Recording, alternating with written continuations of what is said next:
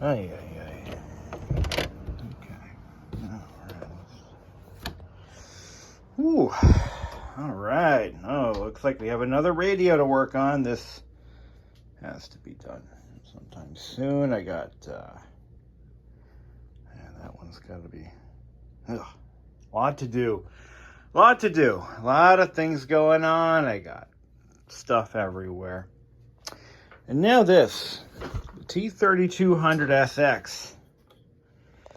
I want to do a little update, little follow-up video, if you will, on this particular project. This project has gained a lot of attention. The T3200SX portable, actually really all of the Toshiba plasma portables have sort of a cult following. And I fell into that cult because I owned one when I was a kid back in the mid-90s. And for me, it was a machine that came into my possession at a very pivotal, that's not even a word. A very I said it again. A very pivotal time in my life when I was at that age. I was about 12, I think. Where I was trying to figure out what I wanted to eventually do as an adult to make, money. And when I got my Toshiba, I was really on the warpath towards learning how computers worked and how to troubleshoot and how to do basic tasks on computers. And it was around that time that I realized that I would be doing this at some point in my life as a profession. And here we are. I'm 38, and I've been in IT support for the past almost 17 years. And,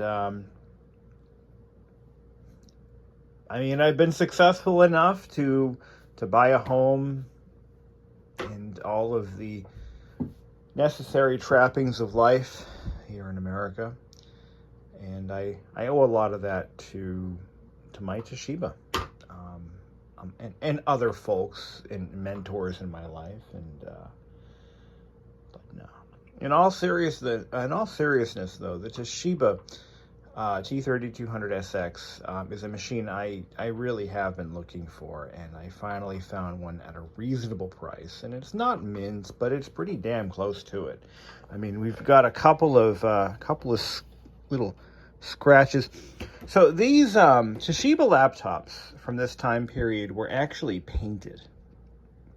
They were not molded in color. They were molded in a gray plastic, but that plastic was also covered in, I believe, a sputtered, like a thin film deposition type metallic coating, which was then painted.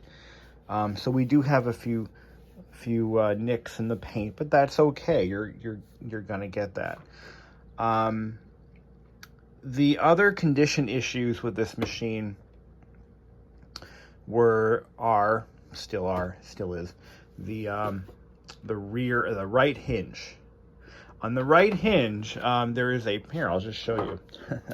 There is a plastic or nylon collar that is mounted to the hinge, and this moves with the main hinge pin. And what it does is when you close the lid partially, it engages a heavy spring. You can see this is a fairly heavy-duty spring.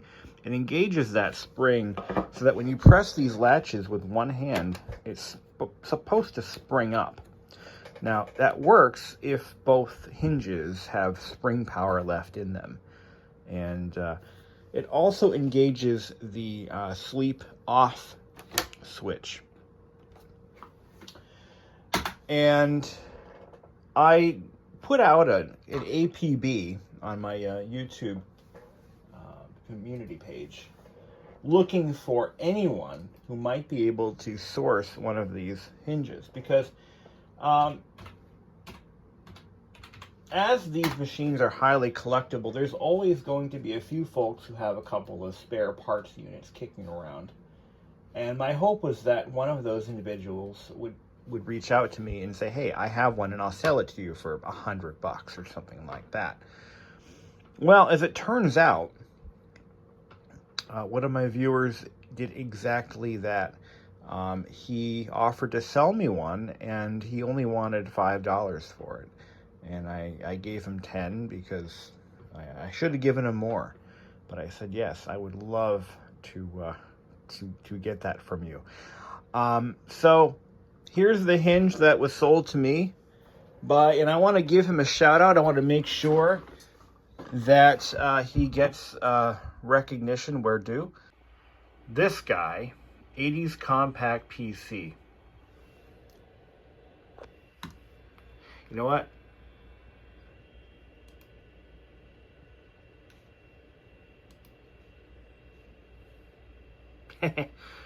Thank you again. You saved the day. You have earned your honorable mention. Now, when I had this machine apart, I found that the hinge on the right side, which is also the hinge that interfaces with the display off switch when the display is closed, is responsible for 50% of the tension in the hinges and is supposed to prevent it from going down that far. It should bounce up like that. Okay. Well, that hinge is broken. Now, the structure of the hinge is still there. I want to point out that these hinges were very well designed overall. And it's not like it just snapped off and is broken. But here, let me show you. So this is a hinge right here. This is the one that 80s Compact PC sent me. This fixes the problem. The problem is this nylon sleeve with a cam molded into it had cracked. Not surprising, it's nylon, for God's sakes. Nylon is not a very... nylon gets brittle and it shrinks as it ages. And just like humans. And this was no exception. Now, the real problem with this design is when the display is partially closed and then fully closed, this spring, it actually interacts with the spring here. You can see how there's some space between this part of the cam and the spring end. Well, it puts the plastic, the nylon, under tension. Kind of stupid. Kind of stupid. But the structure of the hinge is heavy duty. It's built. Let me tell you, it's built.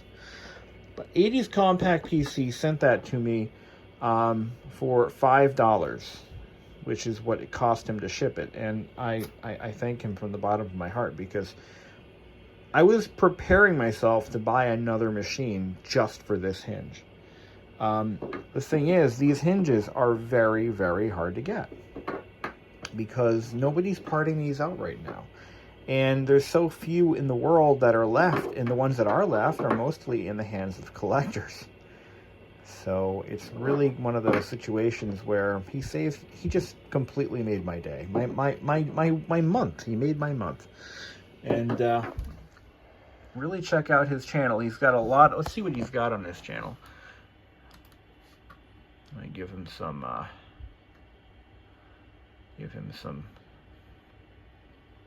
viewers.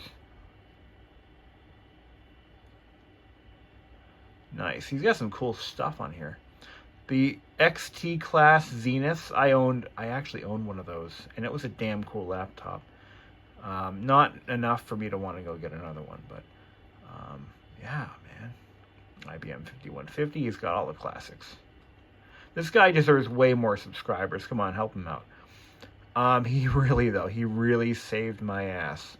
Compact portable. He's got, oh wow, no, an LTE 386. He's also got a Robbins and Myers fan. This guy looks pretty cool. Also got, of course, the Compact Portable 3, which is the laptop that you've really got to own if your username is 80s Compact PC. He's got, wow, he's even got a Mac Portable. This guy, he's got some cool stuff. I don't know why he's not getting the viewers, but please help him out.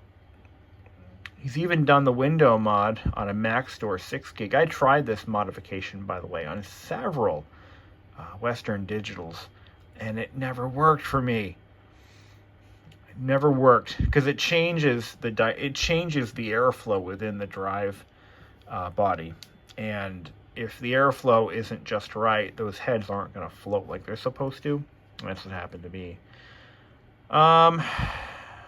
Wow, good stuff. Let's check some of these out later on. What I don't see is a Toshiba T3200SX. Well, thank you again for the Hinge, and I did slide him a few extra bucks for the. I mean, I can't just give him $5 for that. I gave him 10. That was still isn't enough, but I mean,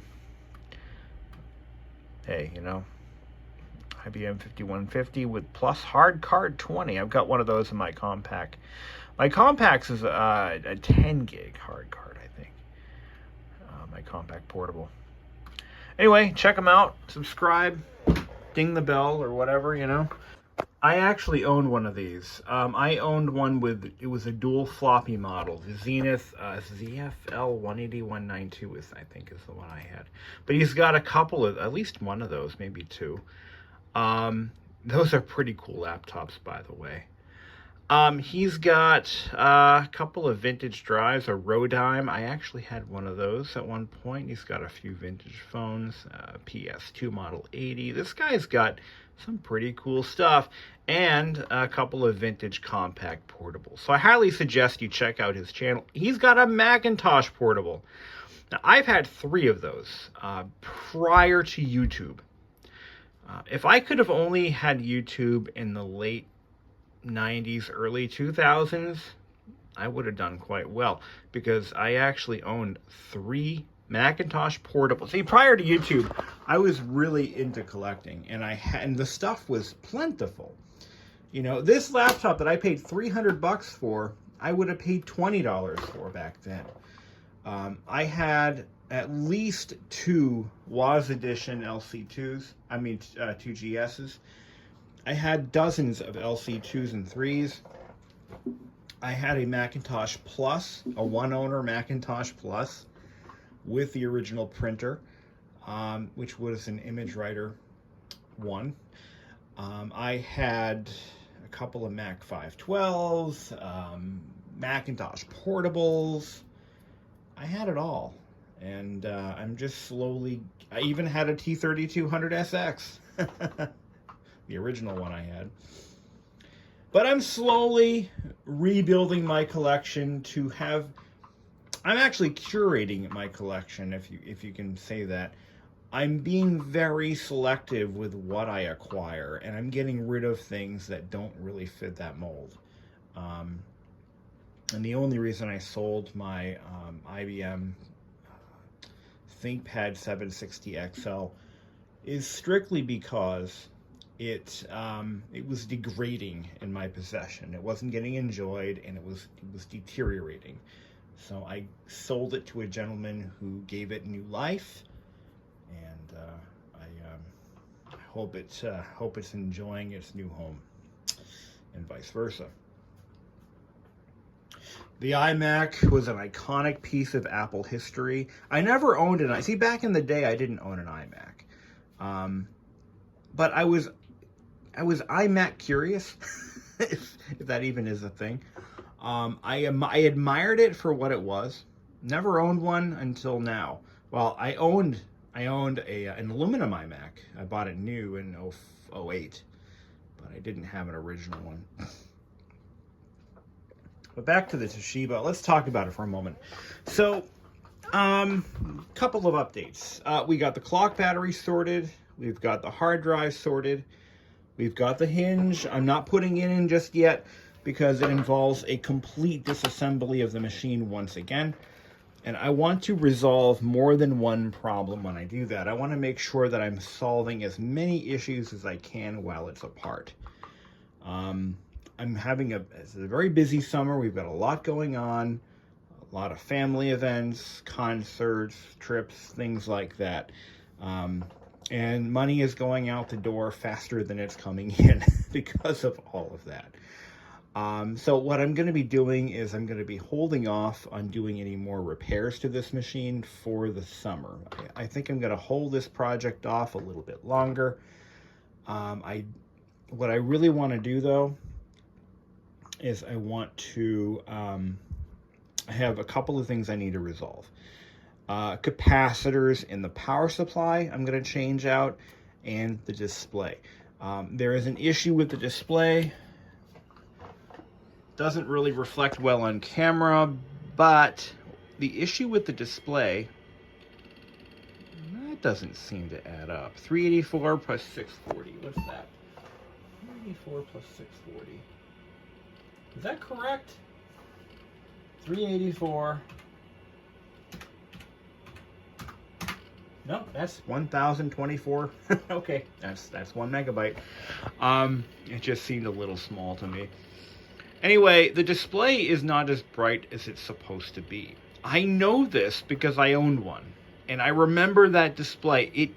It was brighter than this. This is not full brightness for this machine. Oh, well, but this is. But still, it should be brighter than this.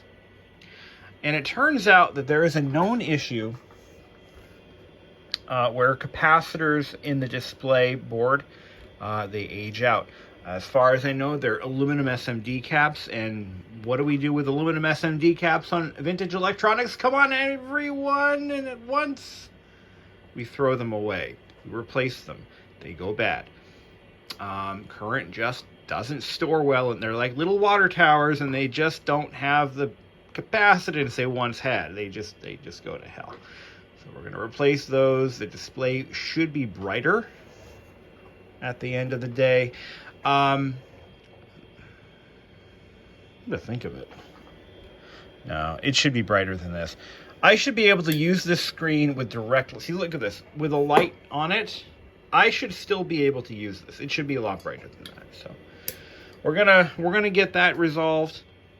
We're going to replace that hinge, and we're going to get some RAM. Let's talk about that for a second. I'm actually hoping that another miracle on Christmas Street. No, wait, what's that movie? Miracle on 34th Street. I need RAM for this machine, and I'm willing to pay. I am willing to pay a fair market value for the RAM. Here's the thing. I don't want to keep buying memory and having it not work. I've so far bought 2 batches of memory off eBay from two different types. These are supposed to be parity. I don't think they are because there's no parity chip on them. And I also grabbed some RAM that was supposed to be used on the Macintosh SE, I believe, which is not currently on my counter. But I tried that as well, and I tried memory that was designed for the LC2. That didn't work. And I just don't want to keep buying memory off eBay, or as they say, buying a pig in a poke. So if somebody has memory kicking around in their collection that works with this model, hit me up. I will happily buy it from you. My goal is to get at least 4 megabyte sims. 4 1 megabyte sims. I'd like to bring it to 5 megabytes, which is roughly what mine had when I had it back in the day. If I could get 5 megabytes of RAM in this beast, I'd be happy. I'd like to get more, but 5 megabytes is what I'll settle for. So if you have some kicking around, or if you know for a fact a particular module that I can search for on eBay that will work, because right now I'm drawing a blank. I've gone through some forum posts, and it seems to be it might work or it might not. There's a lot of that. So if you happen to have some that you know will work and you're willing to sell it to me, please hit me up. Just like 80s Compact PC did. He saved my life, by the way. Thank you very much. Definitely subscribe to his channel. I'm going to be checking out a few of his videos in a bit. But yeah, I'll pay real money. I just want the correct stuff. Something that will actually work. Anyway, that all having been said, this machine is running really well. It consistently starts up every time. The hard drive sounds healthy as a horse. I don't know why the hard drive works. Everything I know about materials and how they age, this drive should not function. I've even considered putting in... Now, let's talk about that for a moment. I do intend to keep this with a mechanical drive as long as I can. I have spares, and I'm always on the lookout for additional spares. the smaller, like less than a gigabyte parallel ATA or IDE drives, as they were commonly known, they are getting harder to find in working condition, but I do have enough spares to keep these things going. I always keep them in stock for my vintage systems. Let me explain this too. I'm not of the mindset where I just want to blow money on solid state conversion kits for vintage hardware that doesn't really get used. I feel it's a waste of money. And I don't collect these machines and try to hot rod them. I just want them to run the software that they were intended to run. I have no desire to put solid states in anything unless I really have to.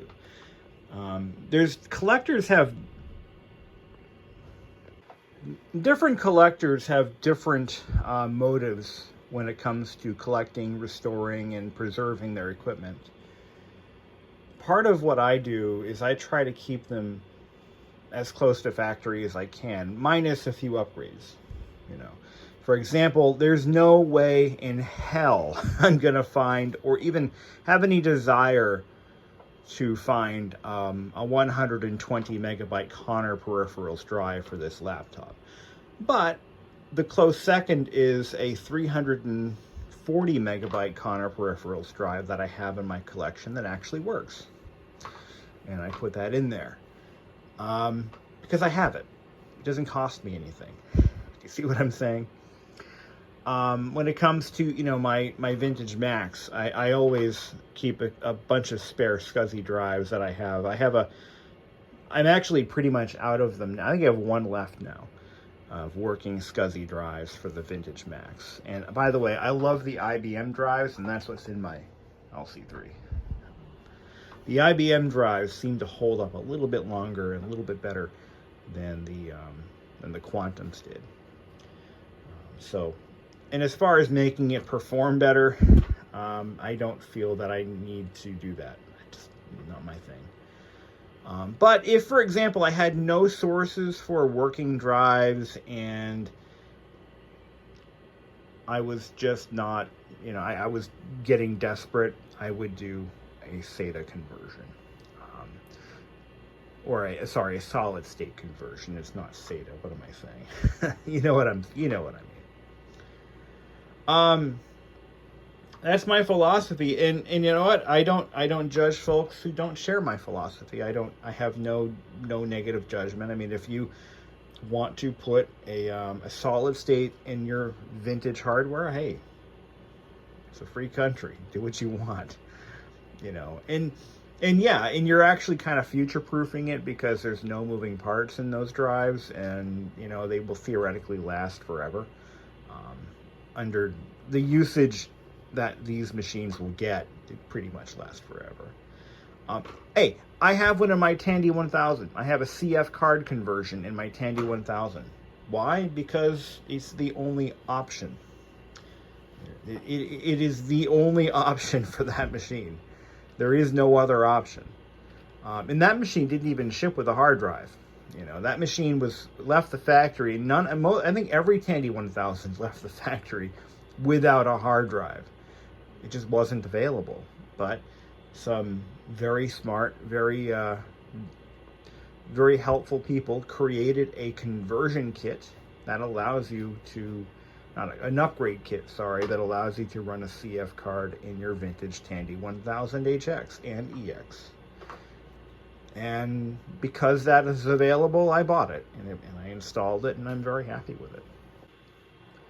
So getting back to the Toshiba, yeah, so we've got to do caps, RAM, hinge, got the hinge.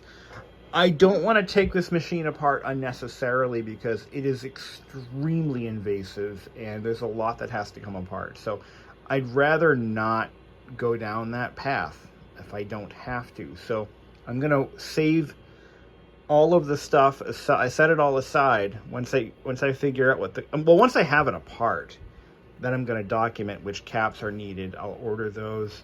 Those usually come pretty quick. I'll get them from Mouser if I can. And we'll document what it needs.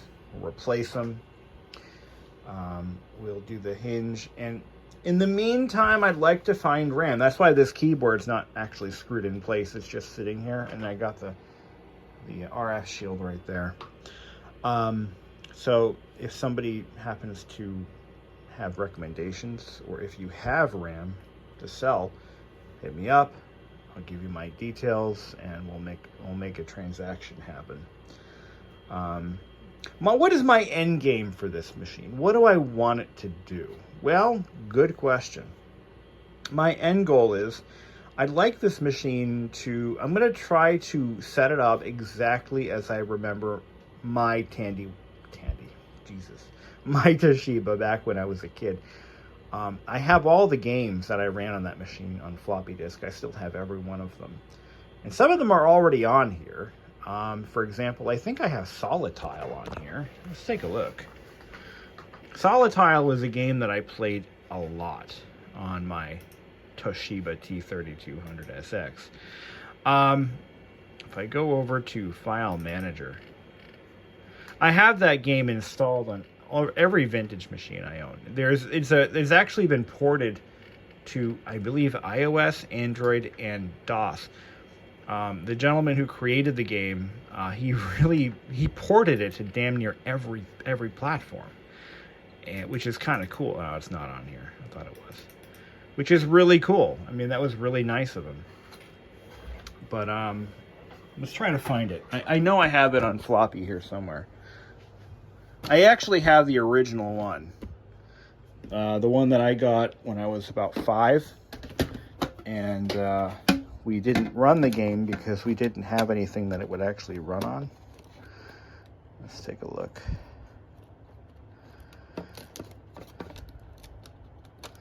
I got SimCity for DOS. There's only so much you can do in a machine with 1 megabyte of RAM, but most of the stuff I have will actually run pretty comfortably on it. Most of the software that I would actually... Oh, wait a minute. You know where it might be? You know where it might be? I know where it might be. It's probably mixed in with my Tandy stuff. Let's take a look. Print shop. There it is. I see it. It's this disc right here. Yeah. All right. Let's put her in. Oh, I want to talk about something else that I don't think I mentioned in the original video I put out for this machine, and that is the floppy drive. So these were known for floppy drive failures as they aged, and I may have inadvertently solved that problem on mine while trying to solve another problem. Hold on, I gotta do a shift click here. There we go. Open, move, copy, choose C. Let me tell you what I did. Is there a games folder in drive C? Yeah. So I looked over so when I was trying to resolve the issue with the drive not working, and it turned out to just be the select switch was in the wrong position, what I found was there was one surface mount capacitor on the floppy disk drive controller, and I replaced it just because I had it all apart, and I'm like, well, it can't hurt anything, and I happen to have the exact capacitor in stock over there, and so I replaced it. Didn't really think much of it, and then I put everything back together. I shook my fist a few times and discovered the switch was in the wrong spot. Anyway,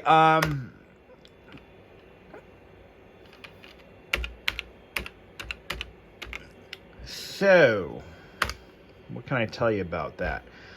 Oh, I missed it. No, I don't want to keep. No, damn it. And then I thought about that for a second. After I had made that repair, that may be the reason these drives go bad. which they're known for. It could be just that one capacitor. See, surface mount capacitors have contributed to almost 100% of the weird, glitchy problems that I seem to have with a lot of my vintage technology. All of my vintage Macs have SMT caps, except for the SE. And the SE is, by the way, bulletproof. But all the other vintage Macs, they have those stupid SMT caps, and they always go bad. Even if they're not leaking, they go bad. And the capacitor that you need for that floppy drive is a 16 volt 10 microfarad. It's this guy right here, which I only have one left. This is it. That's all you need. 16 volt 10 microfarad. I think that was the one. And yeah, that was definitely it. And that's all. That's all you need. Problem solved. I'd give it a try. If you've got a floppy drive for one of these that doesn't work, give that a try. Yeah, this disc is indeed damaged. Yeah, it doesn't always work so good. It's not the drive, it's the disc. It just might be. I'm not saying that is the problem or that will fix it, but it might. Yeah, solidtile.exe is defective. Shit. That's okay. I have another copy of this. It's not a big deal. We're going to try copying solidtile again. Hold on. I'm going to try copying it in DOS. If I hit retry enough, it may work.